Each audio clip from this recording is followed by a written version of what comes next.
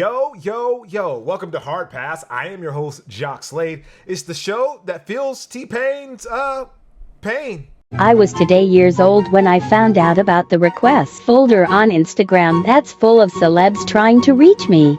Yeah, man, I know. I've been ghosting Viola Davis for years now, and I didn't realize it either. I could have been her co-star in Fences, y'all. Denzel was gonna be my backup? Psh. Let's start with the hot takes. We weren't able to cover this on last week's show, but shout out to Dwayne Wade, co-owner of the Utah Jazz. Man, it's a little jarring to hear Wade take up ownership in Utah, especially since we all thought he had reunited with the Miami Heat to finish up his run. It's like a weird game of NBA Mad Libs, like a Damian Lillard, general manager of the Atlanta Hawks, or Russell Westbrook, coach of the Boston Celtics, or wait, I have an even better one. Bradley Beal, shooting guard for the 17-time Los Angeles Lakers, baby! Yeah, that never gets old. Travis Scott is back with the Air Jordan 6 British khaki, which, you know, we said was going to be delayed because everything else was being pushed back. We also have the Travis Scott Air Jordan 6 British khaki. These are on the 30th for $190. These are going to get delayed. But it didn't get delayed. And you know what? I think you have to thank us with our reverse psychology. And part of the rollout has been this weird and short commercial featuring longtime Jordan Brand athlete Richard Hamilton. Not really sure what that's about, but since Travis used Randy Moss fishing and Mick Foley hiking in previous ads, I'm kind of hoping it gets even weirder and more surreal, like Serena Williams playing golf, or, you know, maybe John Cena starring in the Fast and Furious movie as Vin Diesel's brother. Nah, it can't get that weird or inexplicable. Last week was the Falcon and Winter Soldier finale, and like most people, I came away from it mostly satisfied. I mean, I wasn't expecting them to cover the subject matter that they did in the MCU show for Disney+, but kudos to them for trying, even if some of the execution was off. And I think we can all agree that the new Cap needs a new costume. I hope that when they release the Ryan Coogler-produced Wakanda show, there's a flashback to Shuri making that costume and saying, yeah, let's make it America as hell. Oh, and that plot twist with Bucky? Man, did not see that coming. What? Congratulations to Disaster Girl, aka Zoe Roth. She was the little girl in that amazing picture where there's a fire behind her and she's got this devious look like, yeah, I did it, and I'll do it again if you cross me. First of all, I didn't know her picture had the nickname Disaster Girl. I usually Googled little girl who set house on fire and might set you on fire. Anyways, she just sold the picture as an NFT for $500,000, which, you know, sounds low considering how much mileage the world got out of that meme. Now, I'm kind of worried about my... Wait, don't you dare post that video of me dunking again. Okay, fine. That's worth at least 10K, right? In more fungible token news... Wait, did I use that right? I think I used that wrong, didn't I? Whatever. A BGS 9 LeBron James rookie card number 23 sold for $5.2 million this week, beating the previous record held by a one-of-one card of Luka Doncic. This is a jump from the previous high of $1.85 million for a BGS 9.5 version of the same card last year.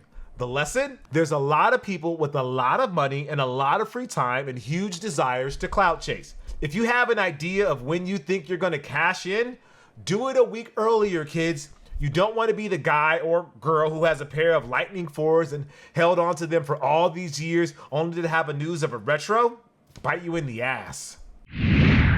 So, Sportico. They recently revealed their list of the biggest basketball signature shoe deals of 2021, and to the surprise of absolutely nobody, Michael Jordan is the unquestioned top man in the industry. Not bad for somebody who last stepped on an NBA court when the worst thing people could hate LeBron James for was driving an H2 Hummer his mom took out a loan to buy him. Now, the nerve of a mother to do something nice for her son. Jeez. It's estimated that Jordan will make $150 million this year, which is higher than the next 8 athletes on the list. There's a lot of big names on that list, and there's not really anybody missing. Nope. All the top guys are there. Not a single glaring omission at all. Anyways, a large part of MJ's continued dominance is the retro business. Again, no surprise there, judging by the frenzy there is whenever a new hyped retro lands on Sneakers app. What is a little surprising is how much of Jordan's business is being buoyed by the past. Their market share in current basketball shoe products, which includes stuff like whatever the latest Air Jordan might be, puts them in a distant second at 7% compared to Nike's 79%.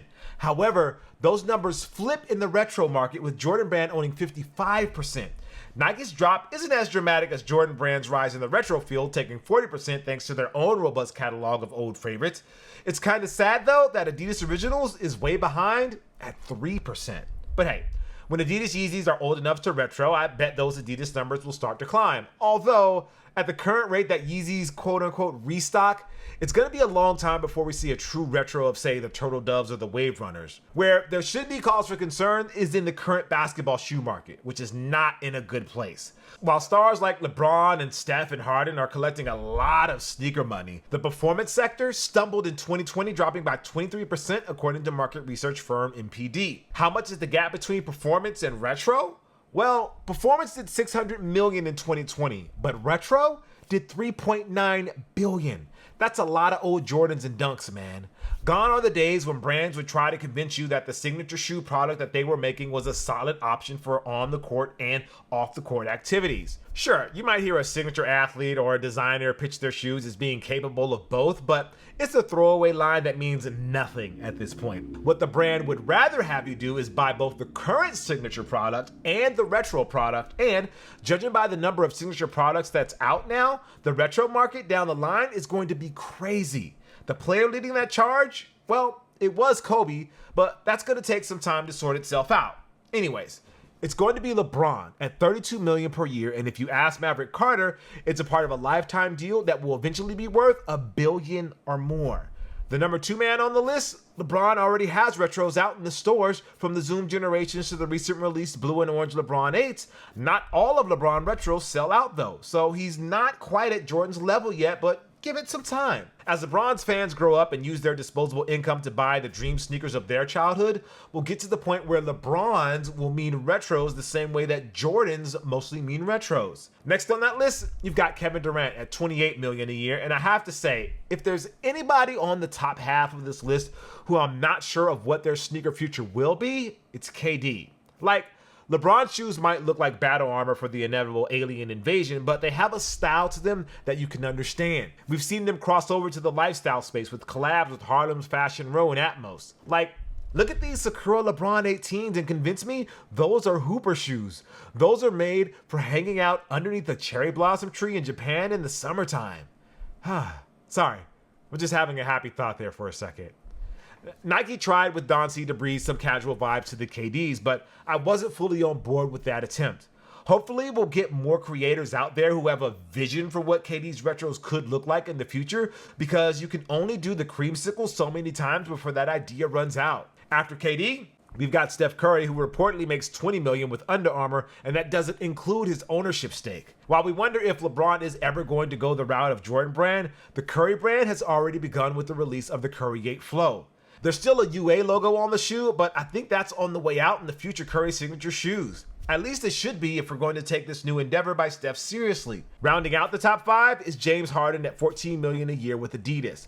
After a splashy start coupled with MVP caliber play, the Harden volumes have not been hitting the bestseller list. It's not for lack of trying, because the Hardens are some of the most visually striking signature shoes, so hopefully the Beards move to a bigger market in Brooklyn and will give them a spotlight. The rest of the list consists of a who's who of the NBA, including Damian Lillard, Derrick Rose, Russell Westbrook, and Klay Thompson. Dudes who we are all big fans of, but have had a hard time standing out in the signature shoe marketplace. The exception from that group is Kyrie Irving, who has seen his signature shoe become something of a stealth favorite among NBA players and the kids who adore his flashy on-court play. Kyrie's attention to social causes might turn off the parents who buy the shoes for their kids, but I doubt that's as big of a deal as some would have you believe. I wouldn't be surprised if a few years from now, Kyrie is third on that list behind only LeBron and MJ.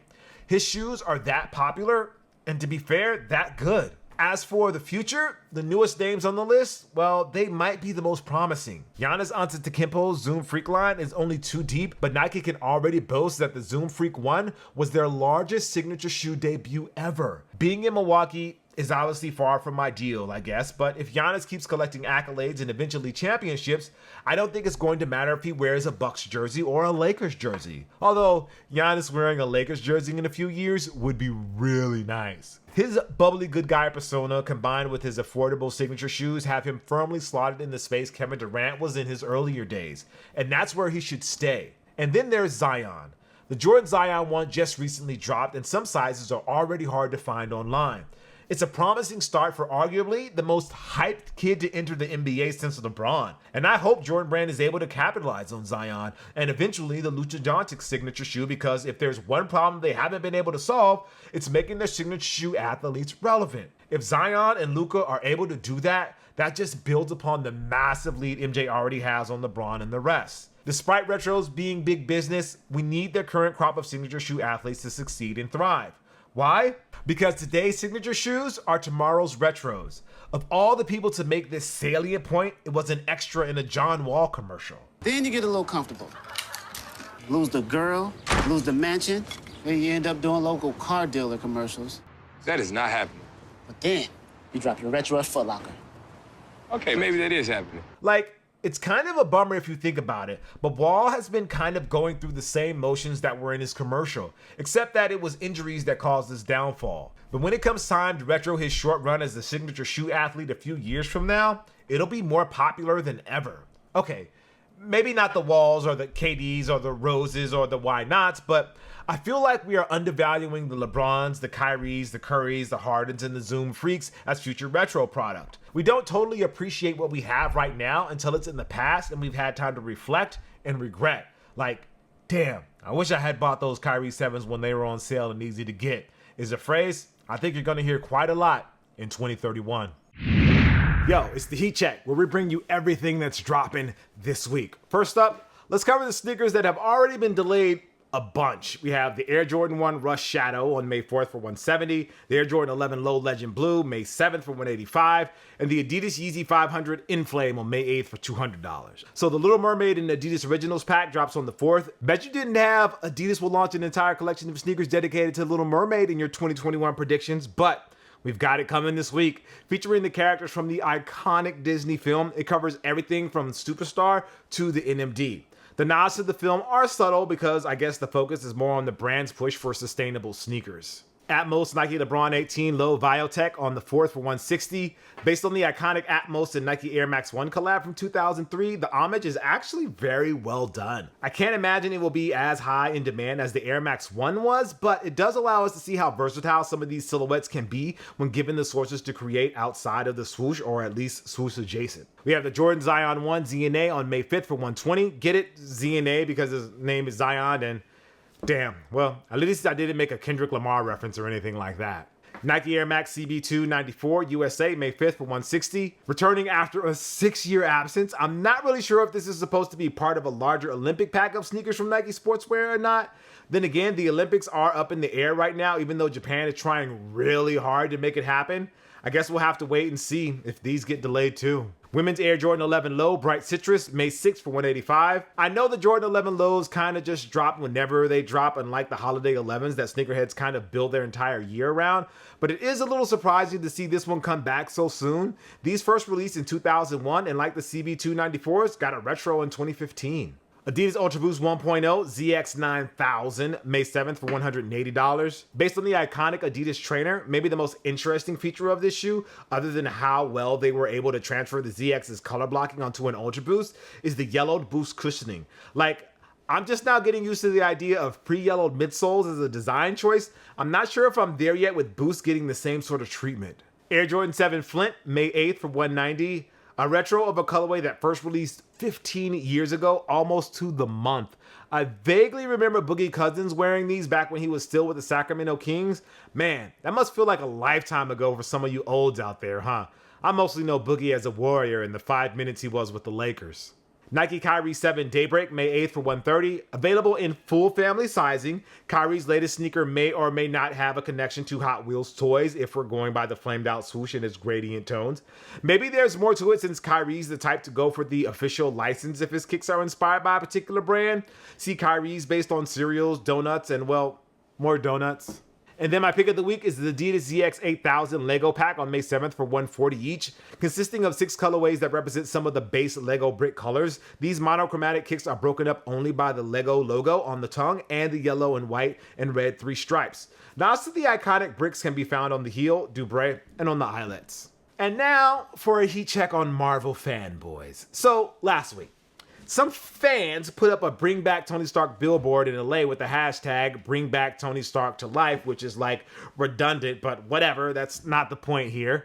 If you do the math, MCU Tony Stark has been gone for a grand total of 1 movie and 2 shows on Disney+, 2 movies and 3 shows if you count Black Widow and Loki in a few weeks. And it doesn't look like Robert Downey Jr. is going to be making any cameos from Beyond the Grave or in flashbacks or in any of the upcoming movies or TV shows. By the time we get to the next big crossover movie, which will probably be in 2023 or 2024, that will have been 5 years since Endgame. And you know what? It's fine. It's really fine. Let Marvel tell their story.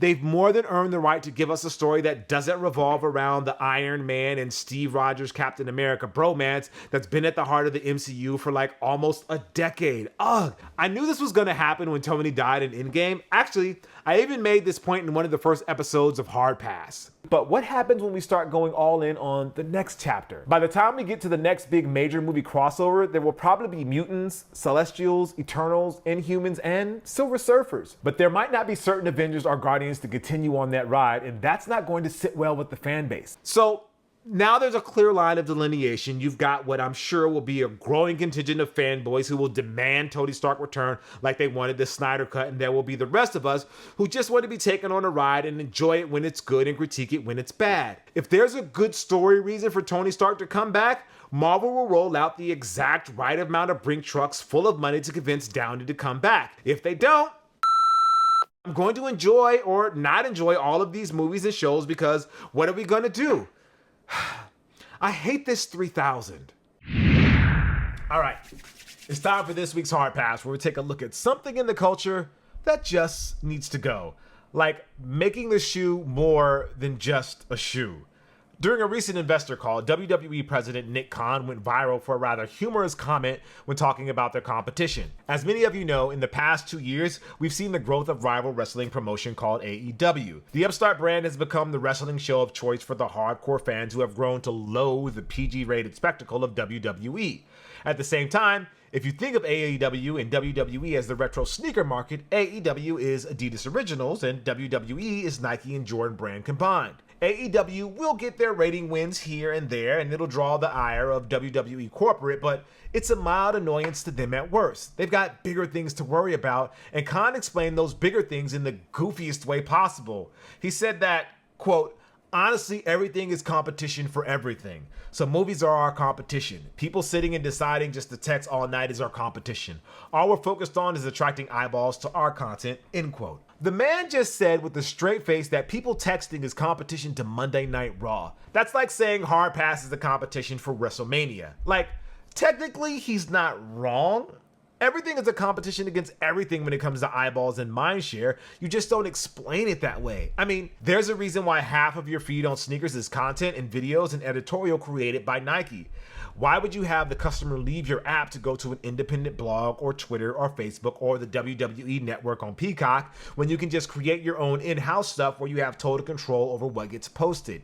Unless, of course, they want you to share something on your social media platforms that will get even more eyeballs to their product. Now more than ever, brands are doing whatever they can to keep you, and they are using the actual products to do so. As sneaker culture grows, so does the desire to have the it pair of the moment.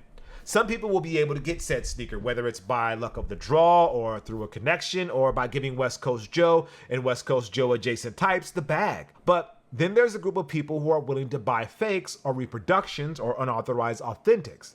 And that group is growing. Whether it's a desire to retain some level of clout on social media or they're just sick and tired of taking multiple L's on the sneakers app, these are kids and grown-ass adults who just want to be part of the zeitgeist. At the same time, when sneakers that are not legit enter the market and are damn near impossible to tell from the real thing, that creates problems for the brands and for the people who built businesses that revolve around the success of the brand. Take SneakerCon, for example. In its early days, you could fit all of the people who attend a show inside an average-sized meeting room in the Los Angeles Convention Center. But as sneakers became more mainstream, that meant more eyeballs and more money. Before the pandemic shut everything down, SneakerCon was worldwide and selling out entire convention halls. Their busiest area was the trading pit, where sneakerheads, hypebeasts, and their moms would gather to trade and sell kicks. Authenticity plays a big deal in the pit, and I don't mean which one of these teenagers can prove that they are truly about this life. In the past, SneakerCon had their legit tags that authenticators could attach to the shoes, so potential pit people had confidence in the shoes they were either buying or selling. But as the people who were willing to cheat grew, the technology has also gotten better. SneakerCon now uses a multi-step process with their tags, and even allows people who are not at actual SneakerCon to be a part of the trading pit without the hypebeast smell, which is always a plus in my book. But that's not the only place you'll encounter an NFC tag. Some are embedded in the products themselves. Remember when Nike first introduced their connected NBA jerseys a few years ago? They had and still have NFC chips that you can use to verify that, yeah, that's a jersey made by Nike, but they also unlocked goodies like gear in NBA 2K and playlists on Spotify if you kept scanning them every day. Luxury brands are using the same tech in their handbags to keep customers interested in their product and for future releases. Adidas is using it in their Parlay Ultra Boost to promote their sustainability initiatives. All of this is a way for you to stay engaged and excited for these brands and away from watching WWE, apparently. But there are also ways where this can all go sideways. So imagine a future where all Jordan Retros or Cactus Jack sneakers come with the NFC tags embedded in the shoes themselves to guarantee authenticity. You can scan the shoes and it becomes part of your digital locker, like Sneakers already kind of does when it lists the stuff you've already purchased in their app, but imagine a more interactive version. Not only that, if you can scan your retros at certain locations or wear them at specified times during the day, you unlock videos or discounts at Nike.com or filters for your Snapchat. It knows where you wear your sneakers, how you walk in them, and who are your friends that also wear hype sneakers. It's market research for them. Now, maybe you're thinking, well, I don't want to give them all of that information. I just want the tag so I can always verify my sneakers are legit. That's fine. You can opt out too, but what if the incentive Nike throws at you is a guaranteed hit on Sneakers app? I'm talking about you giving up all of your personal sneaker information, and in exchange, you get one free hit. No rushing to hit the buy button, no raffles, no secret picture you have to tap. I wonder how many people would give up that much info for the right to make it easy to buy a pair of retros just one time. I bet it's not an insignificant number who would be willing to do it for that dopamine rush of getting the got 'em message. Not sure if this is the future we're all asking for, but if we're not careful, it'll get there sooner than you think. And all because y'all don't want to watch WWE, according to their president. All right. That's going to do it for the show. Thank you for watching Hard Pass. I am Jacques Slade. I'll see you next week, but not before I show you how I know Jalen Waddle is going to be just fine in the NFL. You see the fans like it. The Dolphin fans like it. And I'm going to give them another reason to. Kids all business, man. I'll see you next week. Peace.